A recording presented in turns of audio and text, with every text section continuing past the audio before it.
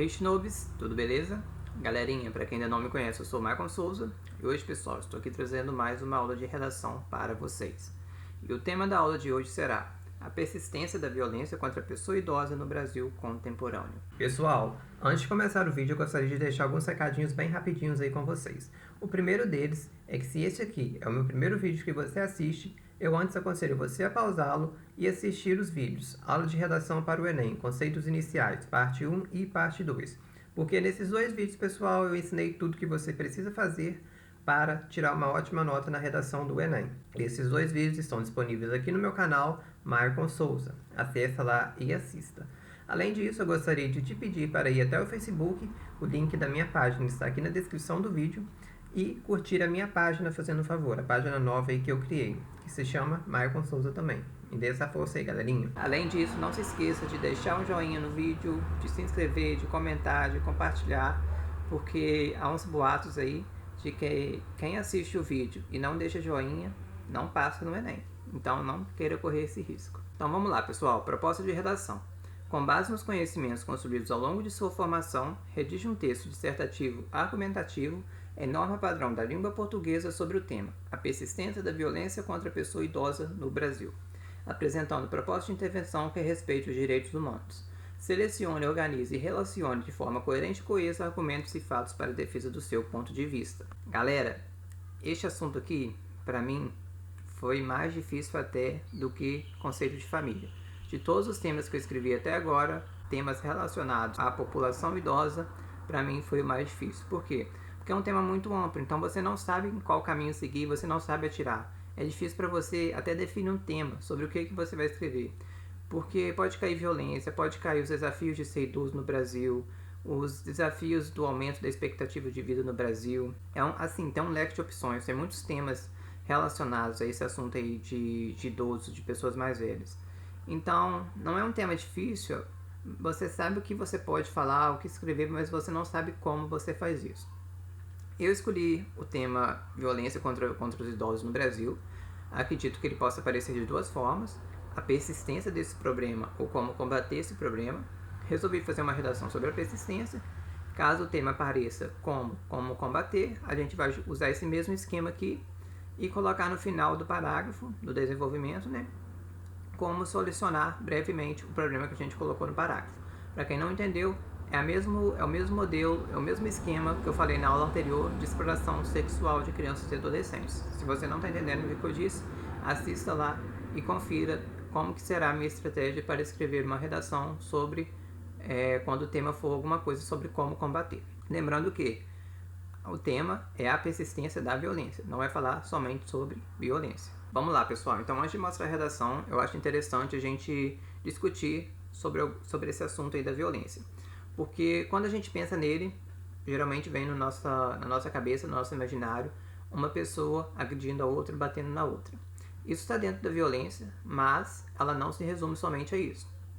Temos vários tipos de violência contra a pessoa idosa, coloquei aqui para vocês os principais.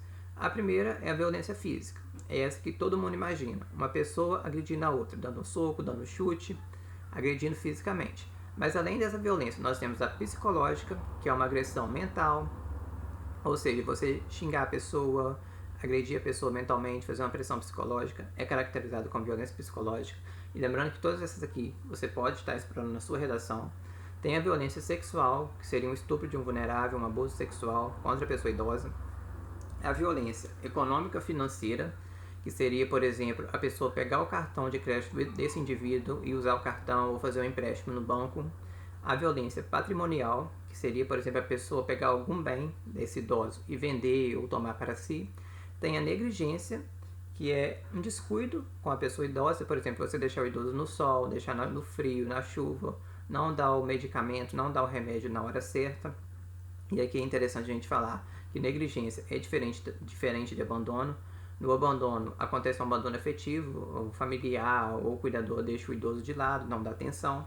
E tem também a autonegligência, que é uma negligência que o próprio idoso faz contra si próprio. Por exemplo, às vezes ele precisa de ajuda, precisa de uma companhia, mas não busca essa ajuda, entendeu? Ou seja, ele precisa de ajuda para tomar banho, mas prefere tomar banho sozinho. Precisa de ajuda para tomar o remédio, mas prefere deixar de tomar o remédio do que pedir ajuda a alguém. Então isso é caracterizado como autonegligência. Esses vários tipos de violência que eu comentei para vocês, eles têm várias causas e várias consequências. As causas podem ser estresse, pode ser um despreparo do cuidador ou do familiar, pode ser uma falta de afeto, de amor do familiar para com o idoso. Enfim, são várias causas que resultam aí na violência. E essa violência, por sua vez, resulta em várias consequências. Por exemplo, a pessoa fica com baixa autoestima, pode entrar em depressão, pode tentar se matar, pode ter várias sequelas aí advindas das violências físicas e psicológicas, pode desenvolver um quadro de transtorno de ansiedade, uma dificuldade de interagir socialmente com outras pessoas. Enfim, várias coisas, várias doenças que vocês podem estar comentando aí na redação de vocês. Vale lembrar também que hoje no Brasil o principal medo do idoso é a solidão. Então, por conta disso, por conta dele ter medo de ficar sozinho, várias dessas agressões, essas violências aqui não são denunciadas, porque geralmente acontece muito dentro da própria família, ou seja, um filho, por exemplo, agredindo um pai ou uma mãe que é idosa, pode também acontecer por cuidadores, né? Ou então por pessoas por fora da família, uma violência extrafamiliar, mas geralmente acontece dentro da própria família. Então, por muitas vezes, o idoso ficar constrangido, ficar com medo de ficar sozinho, ficar com vergonha, as violências não são denunciadas e por conta disso, né, consequentemente, elas persistem na sociedade. Então, pensando nisso, vamos para a redação. Começando pela introdução, galera. Eu gostaria que vocês pausassem, lessem para eu comentar. Pausaram? Vamos lá então. Os idosos, por serem considerados sábios e experientes, ocupavam cargos importantes na Roma Antiga. Aqui é a minha alusão histórica. Estou falando da Roma Antiga. Naquela época, os idosos eram vistos como as pessoas extremamente sábias, experientes, e por conta disso, eles ocupavam cargos no Senado e tinham uma certa influência na sociedade. Entretanto, elo coesivo, parece que tal prestígio se perdeu com o passar dos anos, visto que grande parte da população idosa brasileira é vitimada pela violência em pleno século XXI. Apresentei o meu tema, apresentei o meu recorte. Qual que é o recorte? É o Brasil no século XXI, o tema é a violência contra a pessoa idosa. Michael, o tema é a persistência da violência contra a pessoa idosa. Isso, verdade, ó. População idosa brasileira é vitimada, ou seja, não foi ou não será, isso está acontecendo agora, no presente. Então, está acontecendo aí a violência, ela está persistindo. Tal questão precisa ser combatida, é a minha tese, porque viola os direitos fundamentais e pode perpetuar o preconceito pelo país, são os meus argumentos. Vamos continuar então. Desenvolvimento. Gostaria que vocês pausassem, lessem para eu comentar. Pausaram? Vou ler então.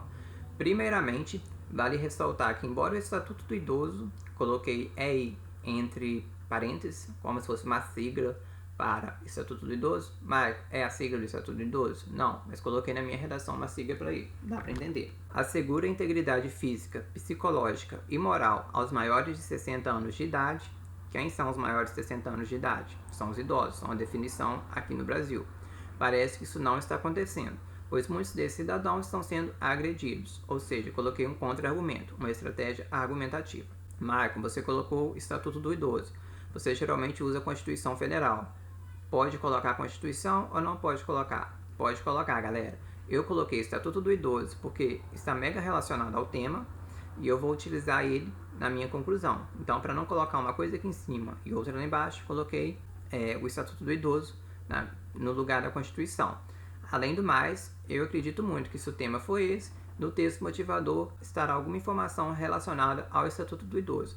Uma vez que você traz dado do texto motivador para a sua redação, dá indício de autoria, que você fez a redação ali na hora. Isso é legal também. Então, coloquei o Estatuto do Idoso aqui na minha. Dei uma olhadinha depois, porque vocês podem estar utilizando ele em qualquer redação sobre o tema idosos. Tal situação pode ser confirmada pelas 32.632 denúncias de violência recebidas pelo Disque 100 em 2016. Trouxe um dado, uma informação de confiança, para confirmar o que eu disse anteriormente, que muitos cidadãos, muitos idosos estão sendo agredidos. No entanto, muitas pessoas, por medo ou constrangimento, não denunciam os maus tratos, o que contribui para a persistência do problema. Ou seja, falei que eles estão sendo agredidos, falei dessas várias denúncias que aconteceram, Mas essas denúncias que foram recebidas somente uma parte do problema, porque muitas pessoas ainda não denunciam por medo por constrangimento, que é aquela questão que eu falei para vocês. Às vezes o idoso está sendo agredido pelo próprio filho, pelo próprio familiar. Aí por conta disso, ele fica com medo, fica constrangido, fica com vergonha e prefere não denunciar o problema. Assim faz com que a persistência dele continue ocorrendo. Beleza, pessoal? Ou seja, falei sobre a persistência da violência contra a pessoa idosa. Entenderam? Vamos continuar então. Segundo parágrafo do desenvolvimento. Terceiro parágrafo da redação. Gostaria que vocês pausassem e lessem para eu comentar.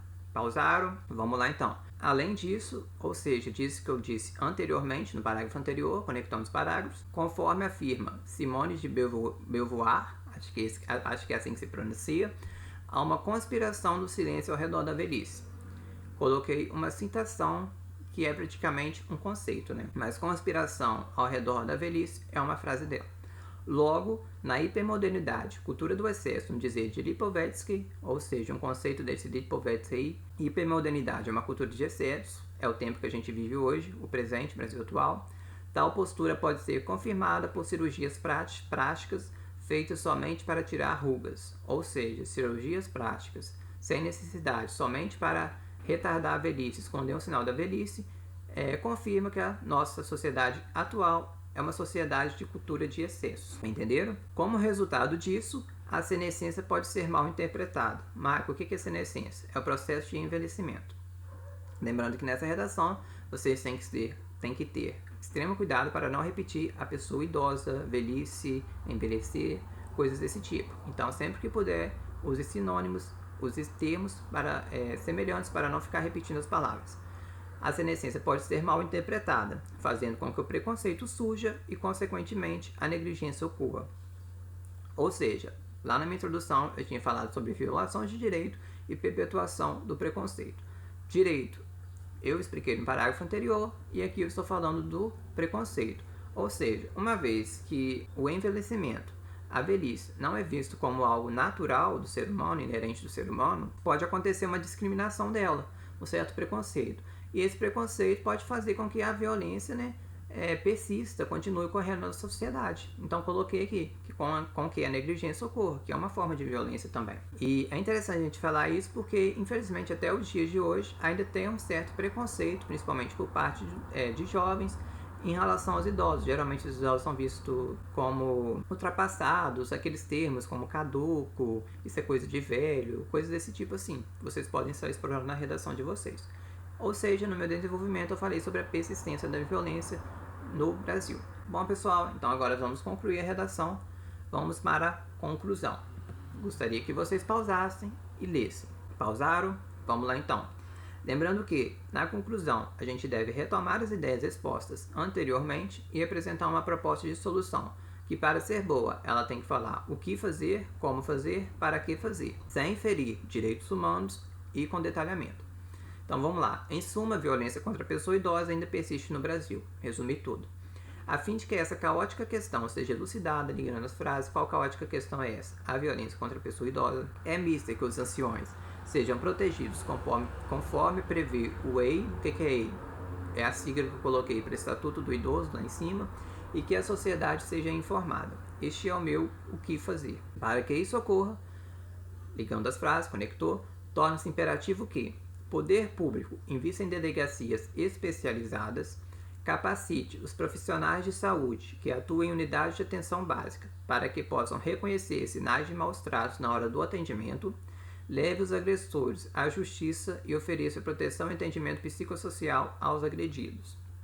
Escolas façam atividades em abrigos para que os alunos deem atenção aos abrigados e, consequentemente, aprendam que o envelhecimento é um processo natural.